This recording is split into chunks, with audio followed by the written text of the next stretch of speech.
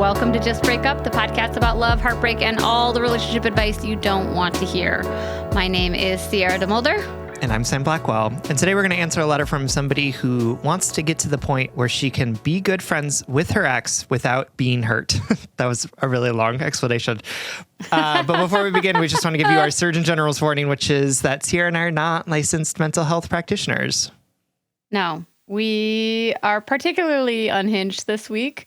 So giddy up, buckle up, something like that. Please take our advice as you see fit. We're only here to offer our humble musings to hopefully shed some understanding and maybe some laughs about the incredibly rewarding, but mostly confusing experience that is love. All right. Today's letter is from the Cruel North. Love that. Because it makes me think of like Game of Thrones or something. Oh, for sure. Absolutely. Yeah. But it's not, because the letter writer's pronouns are she, her, and she is writing from Alaska. Ooh. So it's a very real place, not like, okay. Here we go. Hello, Just Break Up. I am reeling from a big mind fuck of a breakup. Over a year ago, I met an amazing, charming person who was fun, communicative, and seemed reciprocal in relationship with me. Dating was great, and we decided very intentionally, for me anyway, that we wanted to be together. We made plans. We went on an international trip. I brought him into my community and felt so confident. I was so proud of myself in this relationship because I saw that I could change some of my extremely anxious habits, talk more about what was going on, and trust what my partner was telling me.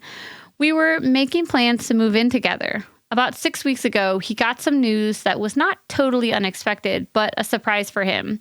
This triggered a strange reaction, and he was acting really off. I was nervous, and we talked about it. I encouraged him to go back to therapy. He made plans to do so. I remained anxious and was being pushed away, but was also believing what I was being told all along. He was stressed with a work project. We would have more time when it was over. I supported him as much as I could through that. The project ended. The next day, he broke up with me via a letter. I'm absolutely gutted and turned upside down. In the letter, he says, for months, he has wanted to shift our relationship to one of good friendship. I am floored. I am confused. I am enraged. But I also want to have a friendship with him. And as a queer person, I feel in so many relationships, I have been able to have meaningful, beautiful friendships with exes because that is how our communities work. Sorry, Straightland, it isn't always seemingly that way, but maybe I'm wrong. I want to think about this transformationally, how to move it to that place of being good friends without feeling the hurt. Yes, I suppose time is a big part, and I haven't had much yet. But we have been together through so much in our short time, and I really viewed our relationship as an amazing, safe container for growth and expansion, and was so happy and excited to see where we would be growing together in the coming years. Is that even possible now? Do I try to be compassionate as a friend with this person? My own friends are like, this person does not deserve your time and friendship. The level of deception is too high. But I thought we had built such a solid foundation. They know me so well, which is probably why they want to be friends. They know I show up and support and help, and I'm very giving. But now I think of them differently. The fact that they have so greatly surprised me tells me that I didn't know them, that he kept himself hidden in this way. There is more, but overall, what do I do? How do I go about a friendship? What do you think? All right, Cruel North. First of all, I'm sorry about the breakup. Breakups always suck. They're never fun. And to be surprised, to be blindsided, like that is one of the worst ways to be broken up with.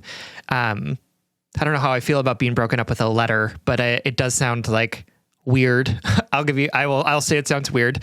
And so I'm sorry that this is what's happening. And I know you're trying to approach this with compassion for your now ex.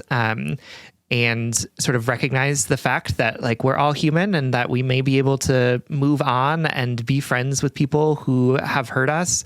And I also just want to sit in this moment and say how much it sucks to get broken up with, and that you didn't deserve that. We're going to get into some advice, some ways of thinking about kind of what comes next after this breakup. But before we do that, we're going to take a short break. All right, my darling, welcome back. And thank you again for trusting us with this letter. Breakups are the worst. And breakups, I say that lightly, but I don't mean it lightly. Breakups are so disorienting. They make us question everything, especially when somebody includes the detail like, I've been thinking about this for months. It's like, friend, I did not need to know that. Just be like, I don't know. It's disorienting because our immediate reaction is to look backwards and say, how did I not see this coming? What did I miss? How could I prevent this? Was your love just, not genuine when you did give it? Or, breakups almost feel like this really painful puzzle that we have to solve. And then we sit with the pain for a long time and like fuck with it like a painful Rubik's Cube. And then we're like, oh, there's nothing to solve here. It just hurts. Yeah. Do you know what I mean? Yep. There's nothing I could have done differently. Or, I know we do the emotional exercise so much when we get broken up of like, well, you must have not meant it when we said we loved each other, when we made plans to be together, we were talking about moving in together. You must not have meant it then because you're breaking up with me now. And the cognitive dissonance between the two is too great. But unfortunately, there's no peace in any of that. And, people are capable, unfortunately so, of changing their minds, of being deceptive, or of not really knowing their true intentions until shit hits the fan or whatever. This is all to say, I know you're flipping that Rubik's Cube, that painful breakup Rubik's Cube of like, this disorients everything. I don't know which way is up. I don't know what color I'm flipping through on this stupid cube. And I can't trust anything. I can't trust anything of this partner. Not to mention the daunting task of trying to transition a romantic relationship into a friendship. Not impossible, very important, but a very, a delicate matter. You're looking back on your relationship and being like, I feel like everything you said wasn't true or whatnot. Like we weren't, even I'm talking about this specifically because in your letter, you start the letter out by saying, we made all these plans and we decided very intentionally, for me anyway, that we wanted to be together. Unfortunately, your partner decided they wanted to be with you too. Like, that was true in that moment for them. And then they changed their mind. And that hurts more than most fucking things is when somebody has the audacity to not want us anymore, to not be in emotional alignment with us. It's so painful. Absolutely. Yeah. And I think one of the ways that we spin that Rubik's Cube of like trying to make sense of it as well is also in this impulse that so many of us have of like, okay, then how do we be friends next? Right? Like that immediate thing of being like, okay, I will just reconfigure the sides of this Rubik's Cube and then it will make sense. And then it will be a different thing. It won't be the same Rubik's Cube of hurt that I've been holding. And that's also really hard, right? Because if we haven't done the actual like feeling of how painful and shitty this is, right, then it's going to be hard for us to shift into something different. And I think that like you talk about like, I guess maybe time is it. And I'm going to stop and be like, I think time is it. Right. Like, I think sometimes we're like, time, I don't know. But actually time is really important for a couple reasons. One is that like, this sucks. Right. And like, it's going to suck to see this person. It's going to suck to be around them because they hurt you, right? They broke your heart, right? They told you that they wanted to be together and then later they told you they didn't. Like that's not just something that we can like put on a shelf somewhere, right? Or tamp down, or even just like be like, okay, let me do my yoga practice and it will be out of my body. Like it's in there. It's going to continue to be in there because our hearts and our bodies need time to process and heal what's happening to us. And that's a beautiful and wonderful thing, while at the same time, it is painful and devastating. And the other thing is that, like, you don't want a friendship with this person right now. Like, I'm going to be like really blunt about it. I'm going to be really honest. Like, you don't want to be friends with this person currently. You want to be in a relationship with them, which is fine. Yeah. Like, I'm not saying this in a way of like trying to like be like, you don't want to be friends with them. Like, I'm really saying like, you don't want to be friends with them because you want to be partners with them. You want to be in a romantic relationship, which is deeply understandable given how cool they are. And the fact that you were just in what seemed like a really functioning romantic relationship. And so like, when you're asking like, how do I get to a point where I am friends with this person?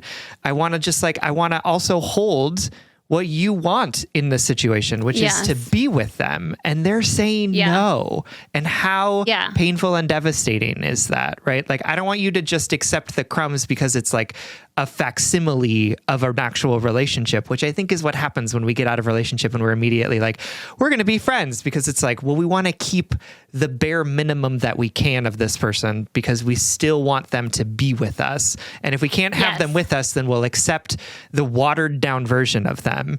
And you don't need that. And in fact, the watered down version sometimes hurts more because it's like, they're still there. They're still doing their thing. I'm still pretending. It still feels like we're dating sometimes and then we're not, right? Like, all of that is so much more difficult to process through when that person is giving you a watered down version of themselves. Yes. Yeah. And I feel like it's also okay to say, I don't want to be friends with you right now, and mean that wholeheartedly. Like, you were joking earlier, Sam, like, I don't mean you shouldn't be friends with them because they're shitty. Part of me wants to be like, I just want to make space for the fact that if somebody broke up with me in a really unexpected way, that would alter my perception of them. That would like change how I'd be like pissed. And I'm to transition so quickly to friendship is to say, well, I'm not upset about how you broke up. Like, I can accept that you don't want to be with me, but I need time to actually want to be around you again in this different capacity.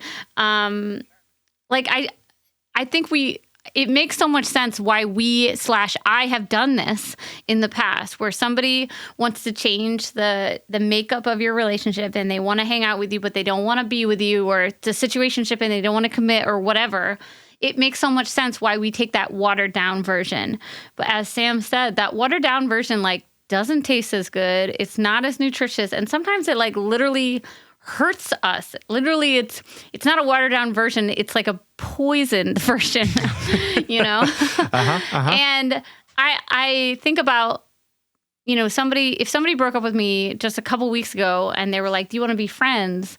Showing up to that situation, I don't really think I could genuinely be like, hey, pal. How you doing? Hey, buddy. Because you're not my friend right now. You're my ex. And there takes like the Venn diagram of ex to friend, right? It takes a while to transition from one of those circles to that middle area to the final evolution where that person really isn't your ex anymore. They're just really your friend. A person that you knew at some point. Yeah, absolutely. Yes, exactly. You knew them in a different context at some point in your life. Like, I think about my wife's best friend is her ex from like literally 20 years ago. But we don't categorize that person as her ex anymore. They have transitioned, you know what I mean? There was time and space for all different iterations of themselves and their relationship formation to show up. I also want to remind you of the 2009 pop hit single by Miley Cyrus, The Climb. Okay, where are we going with this? You write in your letter, like, I want to move from that place of being in a relationship to being good friends without feeling the hurt, right? Mm-hmm. And as Miley Cyrus says, It's not, ain't about how fast I can get there, ain't about what's waiting on the other side. It's the climb. It's unavoidable. It is impossible to move through something like this without pain. And it's impossible to magic yourself there. And I'm saying this really obviously and bluntly, but like, let's think about it. Every romantic relationship to friendship relationship that we can think of in our personal lives, in pop culture, like real romantic to platonic relationships that we know, those took work. Those took a climb transition period, meaning it was crunchy before it was smooth. It was steep and uphill and laborious, and it required new boundaries, new language, new association. It required a grieving period. It required a awkward period where you're like, I don't know, and it required, some of them, there were unrequited and one-sided feelings. Other ones, they didn't speak for 10 years. Like all of the relationships I can think of, they all required the work to earn the friendship after the romantic relationship. I know I'm going like a little off the deep end with this Miley Cyrus metaphor. Yeah, absolutely. And also we can't stop and we won't stop, Yes, exactly. It's a party in the USA, I'll tell you that.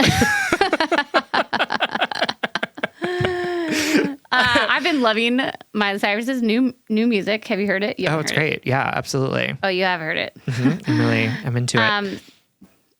Anyway, this is all to say, like, I think we assume because of the foundation laid in romantic relationships that we can just copy and paste, pick up that foundation and move it to a new relationship. For sure. And we can't.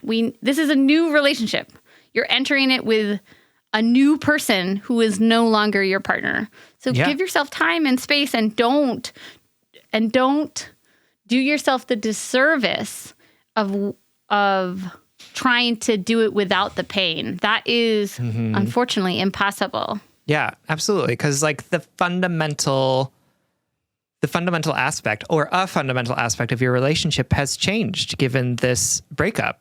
And I know that you say in your letter, right? Like this person is an amazing container for growth and expansion. And you were really excited to see it. It's so great. And this person isn't a safe container for growth and expansion anymore, right? And you could even argue that they weren't for a long time because they were not telling you about how they were actually feeling, right? And so I think it's important for us to sort of take full stock of the ways in which this person, with no disparagement of their character whatsoever, but this person deceived you, wanted different things than you, is no longer in relationship with you in the way that you would like them to be. And again, not to disparage them because that's their right. They are allowed to decide. They're allowed to change their mind. They're allowed to take time to figure out what they want. They're allowed to not want to be in relationship with us. That is their right. But I want to say that stuff explicitly. This is the thing that I told Sierra the last time she had a breakup, which is this person is choosing not to be with you. And I say that not because you're not worthy of being chosen, because you absolutely are, but because I want to make it clear that this person isn't a safe place for you to pour your time, energy, and attention into, because they don't want to be in relationship with you in the way that you want them to be. And the fact that they have made that clear, they've told you that, they've broken up with you, fundamentally shifts the container of that relationship. It is no longer the same. And could it get to a point where you figure it out and it's a new container that fits exactly what you need it to? Sure. But at this point, I need you to look at the broken container. I need you to really see it and say, this is fundamentally broken. We can't just glue the pieces of it back together. If we want to try to build a new container, we're going to have to start from scratch. But first, I got to sweep up this container. I got to find the shards of glass that are still on the floor. I got to wear shoes in this room for a while because I might step on something because I don't know where those shards are going to be. And Yes. that's the time and attention that we need to be spending right now is what does it look like to clean up after this shattering of this container before we start to look to what does a new container with this person look like? Yes. And I love that container metaphor. And I love even thinking about it like Sam used the broken metaphor really beautifully, but like I think sometimes we get so defensive of like our exes because we know they're good people and we know that they have a right to like break up and everything. So if that irks you in any way, the container's not broken. We just have to fit something different inside of it. Like, so it doesn't fit in the same way. So maybe we need a new container or maybe we need to change the shape of whatever we need to put in it. You know, Sam and I think Sam did a beautiful job of humanizing your ex to say like it hurts to be broken up with, and unfortunately that is a part of life. And also, you know, I really appreciated your nod to like queer communities and how because of a lot of the demonogamizing that happens in their communities, both in relationships, but also in our minds, you know, conversations around that, but also, you know, insularness, whatever, that's like a big part of queer communities is like being friends with your exes, and that is ultimately like a mature thing. And also it's not the one and only thing. It's not the best thing. You have to decide if you like this new person in this new way, this new container, this new shape that they're taking or whatever. For sure.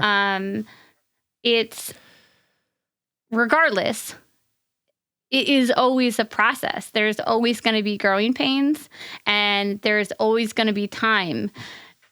I like to think about it in terms of like, this is just a different person. Like this is not your partner anymore. So now you have to approach them with a different understanding, a different sensitivity, a different boundaries, and a different timeline.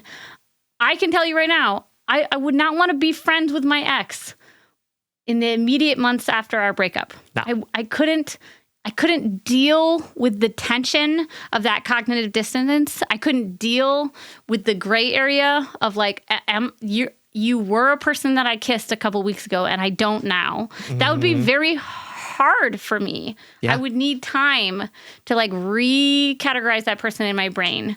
And I don't think that makes me any less evolved or queer or thoughtful about the relationships that I'm bringing into my life. All right, friend. Thank you so much for writing to us. Again, we're sorry about this breakup. It sounds rough.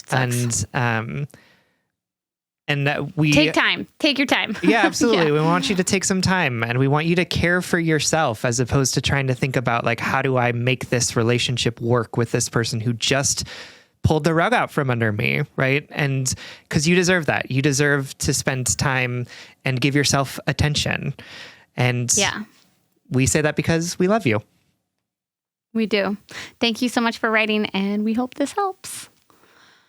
All right, y'all, it is Friday, which brings us to the blind date segment of the episode. Every week, we like to shout out something that we love that we want to set you up with. And this week, we are sending you home with...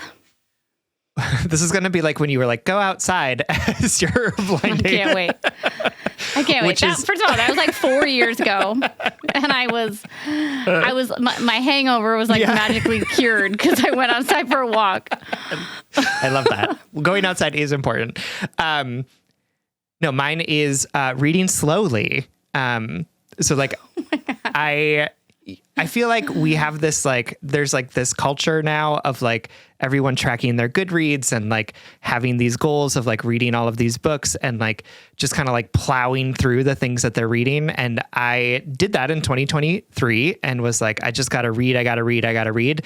And I like missed a bunch of things of the things that I was reading. And so if you are a reader like me, if you're somebody who finds joy in like good quality writing and interesting stories and good characters and like wonderful use of imagery and themes, my invitation to you, as I've been inviting myself in 2024, is is to slow down and actually enjoy this thing and not just like plow through in order to like hit that goal or in order to get to the end of the book so you can start the next one. And it has been actually really helpful for me over the course of the last few months to actually tell myself, like, slow down, Sam. Like, read the book, read all of the words. Like, what is this bringing up for you? What sort of reactions are you having to it? So that's my blind date this week. It is to read slowly. I love it.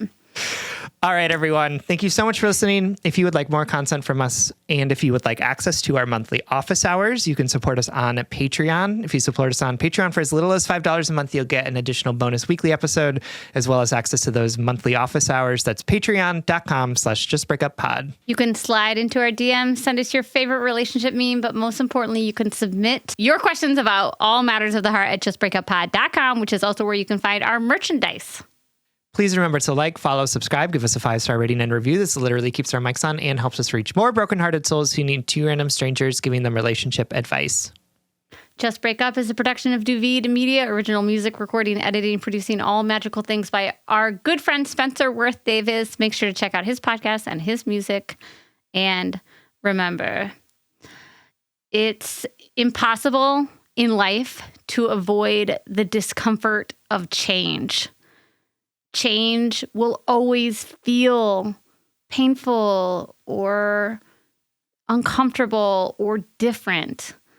It's unfortunately a necessary pain to show us that we're growing and evolving and moving through this world. If it helps, lean in and tell yourself, this pain is all normal and it will not be forever. And if all else fails, just break up.